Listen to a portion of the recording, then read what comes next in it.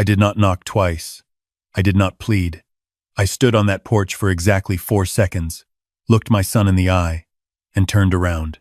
That was the moment he made the worst business decision of his life. He just didn't know it yet. My name is Eugene Wallace. I am 67 years old, and for the better part of 4 decades, I have worn the same steel-toed boots, driven the same dented Chevy pickup, and let the world assume exactly what it wanted to assume about a gray-haired black man with grease under his fingernails. People see what they expect to see. I learned that lesson early, and I spent a lifetime turning it into an advantage.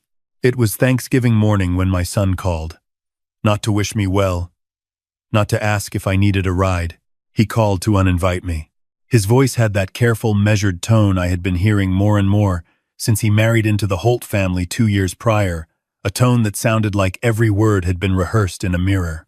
"Dad," he said, "Brittany's parents flew in from Connecticut last night. Gerald just closed a major deal and they want to celebrate. And this is really more of a business dinner than a family thing. I think it is better if we keep it small. You understand." I understood perfectly. I had driven 40 minutes to his house anyway. Not out of stubbornness, because I wanted to look him in the face when he said it in person. He answered the door in a charcoal blazer I had never seen before. Behind him, I could see the dining room table set with candles and the kind of stemware that costs more than a week of groceries. His wife Brittany appeared at his shoulder a moment later, smooth and polished in a cream dress. Her blonde hair pinned up like she was attending a board meeting. She saw me on the step and offered a smile so thin it could have slid under a closed door. "Oh," she said brightly. "Eugene, we weren't expecting you." I told my son I just wanted to drop something off.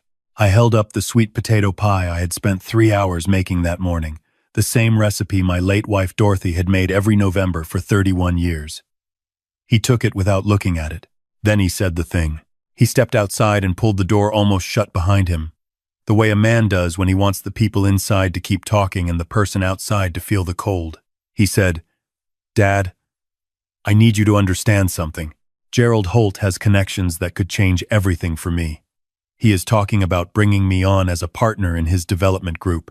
This is my shot, and I need tonight to go perfectly." He paused. "The way you present yourself, the truck, the clothes, it sends a message, and right now I cannot afford that message." I looked at my son, the boy I had walked to his first day of school, the boy I had driven to every soccer practice for 6 years in that same truck he was now embarrassed by. I looked at him and I waited to feel anger, but what I felt instead was something quieter and far more useful. Clarity. I nodded once. I told him to enjoy his dinner. I walked back down the front steps, got into my truck, and drove away. 3 minutes down the road, I pulled into a gas station and sat in the parking lot. I was not crying. I was thinking. I opened my contacts and found a name near the top. Calvin Dupree. Cal and I had served together in the same engineer battalion 50 years ago. He was now the most decorated trial attorney in the state of Georgia, a man who had once made a federal judge apologize on the record. He picked up on the second ring. "Eugene," Cal said. "Happy Thanksgiving. You calling to complain about the Cowboys again?" "Not today," I told him. "I need you to activate the contingency." A brief silence. Then, "Marcus triggered the clause?" "He didn't know he did," I said. "But yes, the property at Sycamore Ridge, the lease arrangement, the company accounts, all of it. Same protocol we drafted after the wedding." "Eugene," Cal's voice dropped half a register. "You sure? This is the point of no return." I looked out the windshield at the empty road. My son had just told me I was a liability because I drove a truck and looked like a working man. He had taken 43 years of my labor and translated it into an embarrassment. "I am sure," I said. "Start the clock." I heard Cal exhale. "Give me 2 hours." I drove back to my house on the east side of Atlanta, a modest brick rancher in a neighborhood where the mailboxes leaned and the driveways cracked in the summer heat. Marcus used to bring his college friends here and quietly apologize for the square footage. He called it my starter house, as if a man my age was still waiting to arrive somewhere. He had no idea I had arrived decades ago. I walked into my home office, which was the one room in the house that would have surprised anyone who assumed they knew me. 3 monitors, A high-back leather chair, a wall of filing cabinets, and a secure server rack that hummed like a sleeping machine. I sat down and opened the corporate dashboard for EWB Holdings. EWB. Eugene and Dorothy Wallace Builders. I had founded the company 38 years ago with a $4,000 loan and a second-hand backhoe. Dorothy had done the books at our kitchen table, while Marcus slept in the next room. We had started by grading lots for other developers, then got our own municipal contracts, then quietly began acquiring the land itself. By the time Dorothy passed, 6 years ago, we had built something neither of us had ever said out loud, because saying it felt dangerous. EWB Holdings owned 11 commercial properties across Georgia, 2 in Tennessee, and held maintenance contracts with 4 municipal water districts. The gross asset value, as of last quarter, was just over $48 million. My son thought I fixed plumbing on the weekends for extra money. He had never asked the right question. I pulled up the sub-account labeled Sycamore Ridge Family Lease. Marcus believed he was renting his 4-bedroom home in Brookhaven from a real estate investment trust that his former college roommate had connected him with at a networking event. He bragged that he had negotiated a sweetheart rate of $200 a month because of his relationship with the principals. He had no idea the principals was a word that meant me. I looked at the lease termination clause Cal and I had written 2 years ago, the weekend after the wedding rehearsal dinner when Gerald Holt had looked at me across the table and asked, with genuine curiosity, what I actually did for work. When I told him I was in property and infrastructure, he had laughed politely and turned back to his son-in-law. I had excused myself, called Cal from the parking lot, and told him to add a conduct clause to every instrument tied to Marcus. The clause was simple. If the primary beneficiary demonstrated conduct materially detrimental to the grantor, which Cal and I had defined very specifically as exclusion, public humiliation, or misrepresentation, every arrangement dissolved simultaneously and immediately upon the grantor's invocation. I invoked it at 2:14 inches the afternoon on Thanksgiving Day. I hit enter and watched the cascade begin in real time. The family lease at Sycamore Ridge terminated. The vehicle registration for the Audi Q7 that Marcus drove was transferred back to EWB Fleet Management.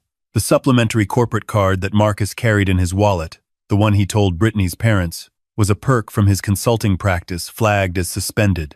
And the line of credit I had maintained as a silent backstop for his boutique communications firm went dark. I sat back in my chair. I was not smiling. I was watching the dominoes. 2 hours later, my phone rang. It was not Marcus. It was Cal. "Eugene," he said. "The repo team just called. Your son came outside during dinner to find the Audi on a flatbed. He told them it was a mistake. They showed him the papers." "How did he react?" Cal paused, like a man who just realized the floor was glass. I told Cal to proceed with phase 2 and hung up. The next morning, Marcus was at my door before 8 o'clock. He did not knock gently. He pounded with both fists, and when I opened the door, he pushed past me into the hallway without being invited. His Thanksgiving blazer was gone, replaced by a wrinkled sweatshirt. His jaw was tight. He looked like a man who had not slept. "Fix it," he said. "Whatever you did, fix it. The car is gone." The card was declined in front of Gerald. In front of everyone. Do you have any idea how that looked? I stood in the hallway with my hands in my pockets and watched him. "That was our card, Dad. My business card. It just stopped working in the middle of dinner. Pierre had to cover it. Gerald Holt had to cover my own Thanksgiving dinner. And Brittany spent the whole night crying in the bathroom." I said, "Marcus, who is Pierre?" "Brittany's father. His middle name. He goes by Pierre with close friends." I nodded slowly. "The man who told you to uninvite your father." He covered the check. Marcus stopped pacing. He looked at me. He started to say something careful, the way people do when they realize mid-sentence that they are building their argument on sand. "That was a business decision, Dad. That had nothing to do with." I cut him off. I told him to sit down. He didn't. I told him again, and something in my voice must have landed differently than usual, because he sat. I walked to my desk and opened the top drawer. I took out a folder and set it on the coffee table in front of him. He looked at it but did not reach for it. I said, "That folder contains the lease agreement for the house on Sycamore Ridge, the vehicle loan documentation for your Audi, the charter for your communications firm, and the last 4 years of account statements for the line of credit that funded it." He stared at the folder. Then he looked up at me. "Open it," I said. He opened it slowly. The way people open things they suspect will hurt them. He looked at the first page, and I watched his face work through it. The lessor on the lease was EWB Holdings. He looked at me. He went back to the folder. The vehicle loan carrier was EWB Fleet Management LLC. He flipped to the credit facility. The backing institution was EWB Capital Group. His voice came out strange and flat. He said, "What is EWB?" "Eugene and Dorothy Wallace," I said. "Builders." He put the papers down. His hands were not steady. I told him then, calmly and without drama, what I had built. Not the number. Not yet. Just the shape of it. The properties, the contracts, the years. I told him about the backhoe and the $4,000 loan. I told him about his mother doing books at the kitchen table. I told him that the truck he was ashamed of had driven to job sites that generated the down payment on his college education, his first apartment, the security deposit on his communications firm's office space. Everything he had pointed away from came from the same hands he had asked me to hide. He was quiet for a long time. Then he said, "Dad, I didn't know." "I know you didn't," I said. "You never asked." He looked at the folder again. Then he looked up with something new in his eyes, something I recognized because I had seen it in the mirror after my first major contract fell through 30 years ago. Calculation. He was doing the math. He was recalibrating. He said, "Okay, I hear you. I should have handled yesterday differently. I should not have asked you to stay away. But Dad, if you own all of this, if EWB is really yours, then we have an opportunity here. Gerald Holt has been looking for a development partner for 2 years. If I bring you in—" "Stop," I said. He stopped. "You are not listening to me, Marcus. You are not hearing what I said. You are already figuring out how to leverage the information. That is the problem. That has always been the problem." He opened his mouth. I held up my hand. I told him that the accounts would remain frozen. I told him that the lease would proceed to termination and that he would receive formal notice from Cal's office within 48 hours. I told him that the car would not be returned and that the line of credit was closed. He stood up so fast the folder slid off the table. He said I was being vindictive. He said I was punishing him for one dinner. He said I had deliberately kept him in the dark about the money, and that was manipulative, and that I couldn't suddenly pull a rug out from under him that he never knew existed. I said, "Marcus, you told me I didn't fit the image you were building.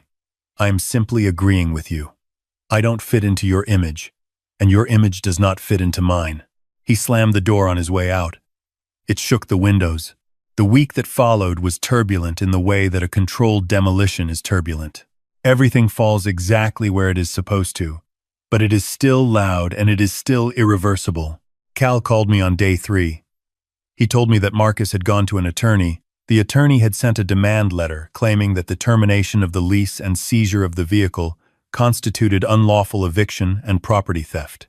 Cal had responded the same afternoon with the original lease instrument, the signed conduct addendum, and a 17-page brief that, in Cal's words, made the opposing counsel go very quiet on the phone.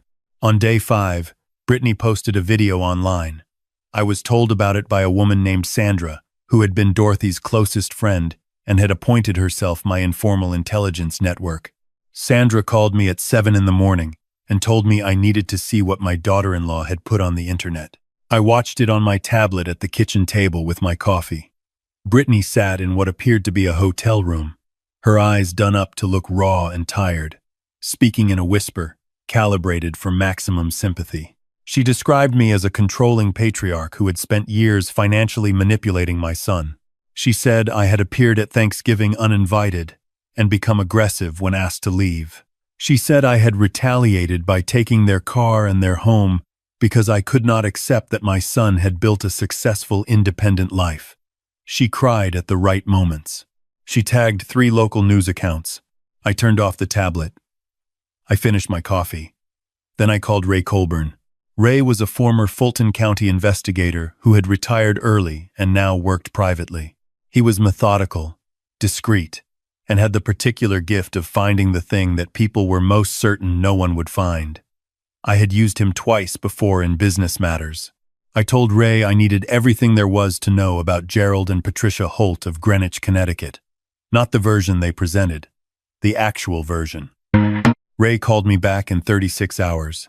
He drove to my house, sat at my kitchen table, and placed a manila envelope between us.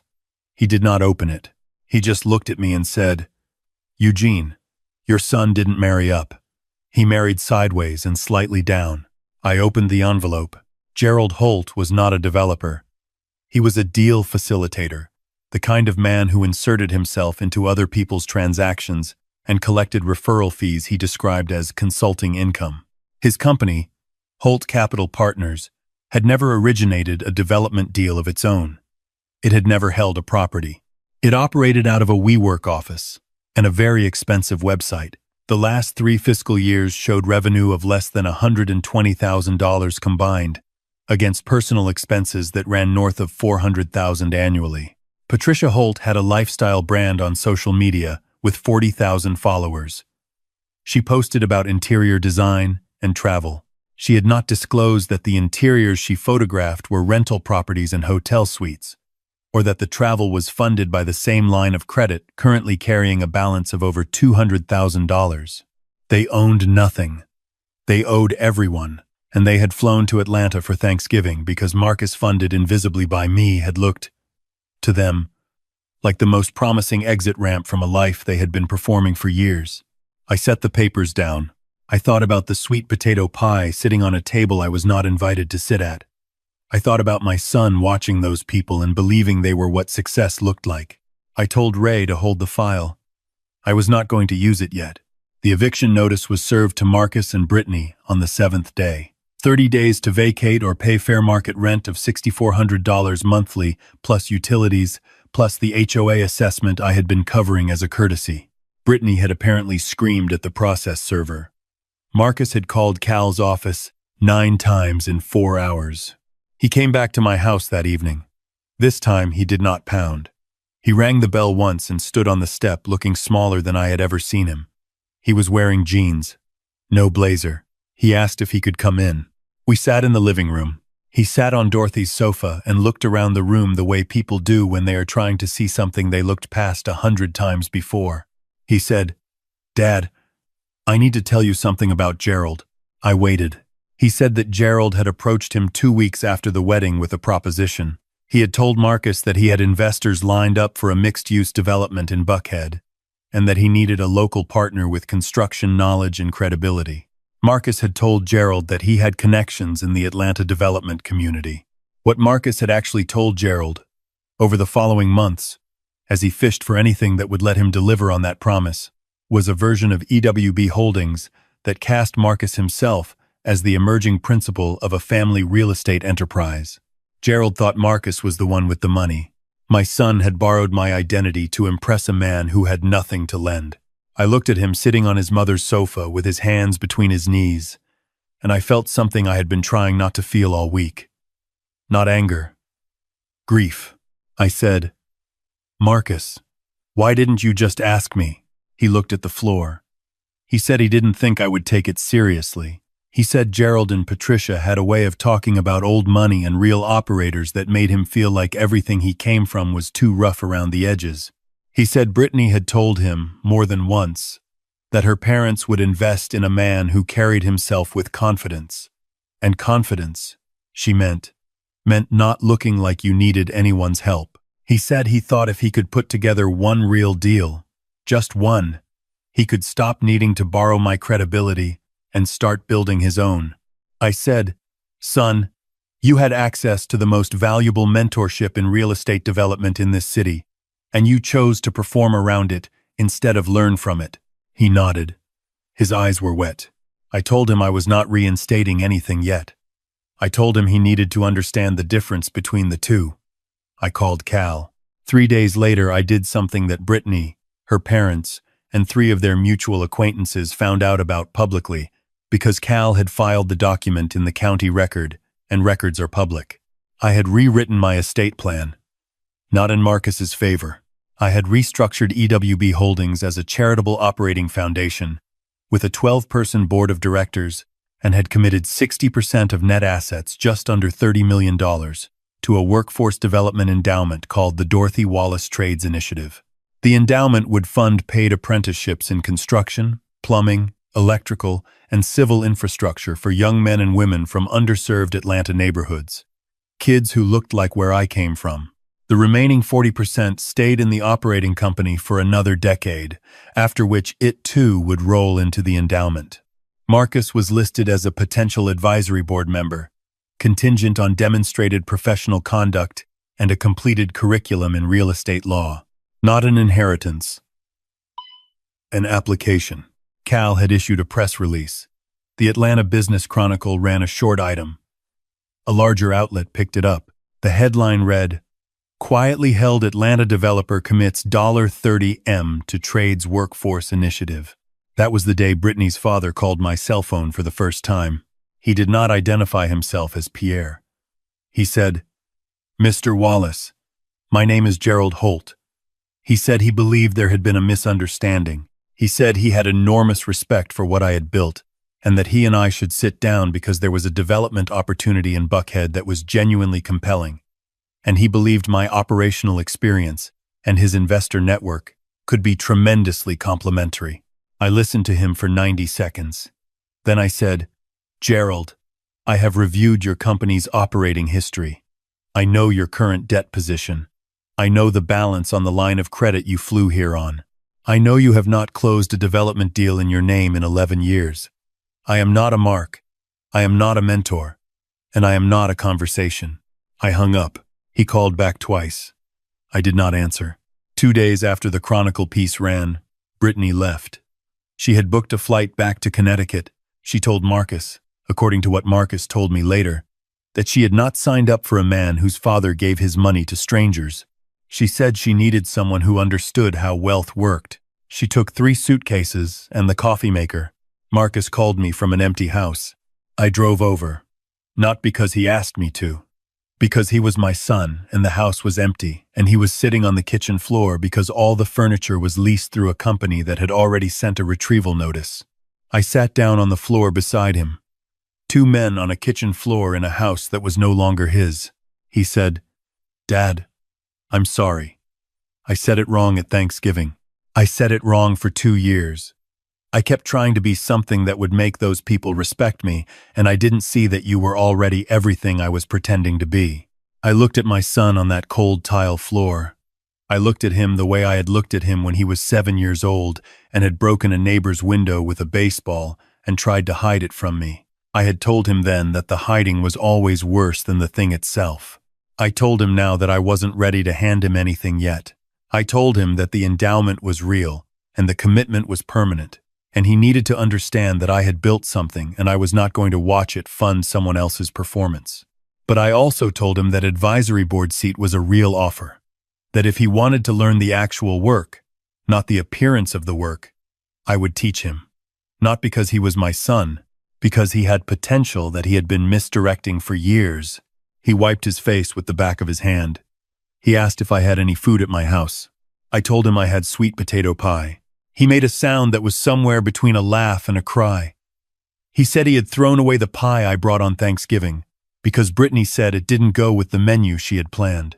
I said, "That was a mistake." He said, "Yeah." We drove back to my house in my truck. He didn't say anything about the truck. He looked out the window at the city his mother and I had driven through 1,000 times, bringing him home from school, from practice, from the hospital when he broke his wrist at 14. The city that EWB Holdings had helped maintain, pipe by pipe and contract by contract, for 4 decades. The city he had spent 2 years trying to impress from the outside instead of understanding from within. I heated up the pie. We sat at the same table where Dorothy used to do the books, and we ate without talking. And outside the kitchen window, the November dark came down over Atlanta, the way it always does, slow and without fanfare, the way all serious things arrive. Before he left that night, Marcus stood in the front hall and said, "Dad, how long have you known about Gerald? How long did you know he was broke?" I told him I had suspected since the rehearsal dinner. He looked stunned. "You let me spend 2 years trying to impress a man who had nothing?" I said, "You weren't trying to impress him for me. You were trying to impress him for you. I couldn't do that work for you. Some lessons cost something before they mean anything." He stood there for a moment. Then he said, "What do I do now?" I said, "Monday morning, 7 a.m. You come to the EWB job site on the West Side corridor. Wear clothes you don't mind ruining. I will have Calvin add you to the Foundation's advisory roster as an associate. You will observe for 60 days. After that, we will talk." He said, "Observe what?" I said, "How things actually get built." He nodded slowly. He put on his coat. He went out the door, and I watched him from the window walk to the rideshare car he had summoned on his phone because he no longer had a car of his own. He looked young. He looked like he was starting something rather than maintaining something, and there is a large difference between those two things. I turned off the kitchen light. I stood in the quiet of my house with Dorothy's recipe box on the counter and the sound of November settling into the walls. I had not won anything tonight. That was not the right word for it. I had survived something. I had kept something intact that needed to stay intact, not for my sake but for his. And I had given away $30 million to a city full of children who would never know my name but might one day, without realizing it, stand on something I helped build. I went to my desk. I opened my drawer and took out the yellow legal pad where I still wrote things by hand the way Dorothy had taught me. I wrote Monday, 7 a.m. West Side Corridor. Bring Marcus. Then I put the pad away and went to bed. The work would be there in the morning. It always was. That was the one thing in my life that had never failed me, never embarrassed me, never tried to leverage me for a deal I hadn't agreed to. The work was always exactly what it was. You showed up, you put in the hours, and at the end, you had something real, something that stood. I had built my whole life on that principle. And now, slowly, painfully, one stripped lease and one empty kitchen floor at a time, I was going to give my son the chance to learn it too. Not because he deserved it, because Dorothy would have wanted me to. And because some mornings, when I drive that old truck to the job site before the sun is fully up, I can still hear her at the kitchen table, pencil moving, numbers adding up, saying the same thing she always said when I asked if we were going to be okay. "Eugene," she would say, "we are not just going to be okay. We are building something." She was right. We were. We still are.